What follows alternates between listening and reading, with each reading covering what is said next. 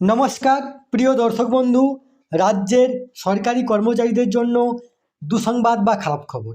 DA কর্মীদের অধিকার নয়, হাইকোর্টে দাবি করল রাজ্য সরকার। আসুন আমরা ভিডিওর মাধ্যমে দেখে নেব যে এই নিয়ে পত্রিকাতে কী লিখেছে।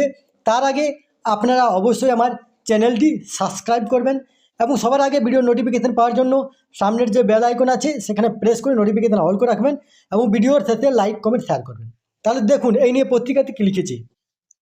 ডিএ কর্মীদের কোনো অধিকার নয়, এটি সরকারি অনুগ্রহ মাত্র, এমনটাই জানালো কেরলের বাম সরকার।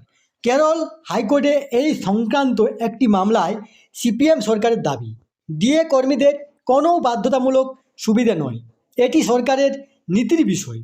সরকারের এই অবস্থানে ক্ষুব্ধ বিভিন্ন কর্মী সংগঠন। বকেয়া ডিএ পরিশোধ করলে রাজ্যের উপর ভারী আর্থিক বোঝা চাপবে।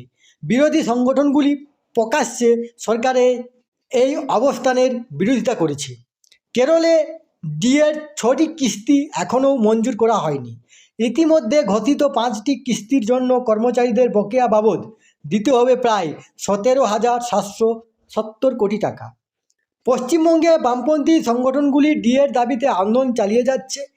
তারা ডিএর দাবিতে রাস্তায় মিছিল, অবস্থান, বিক্ষোভেও সামিল হচ্ছে। অথচ কেরলে তারা শাসক দল হয়ে কর্মীদের ডিএ দিতে অস্বীকার করছে। স্বভাবতই সিপিএমের এই দুমুখ নীতি নিয়ে প্রশ্ন উঠেছে রাজনৈতিক মহলে। এই তথ্যটি আপনাদের সাথে শেয়ার করলাম। সুস্থ থাকবেন, ভালো থাকবেন, ধন্যবাদ।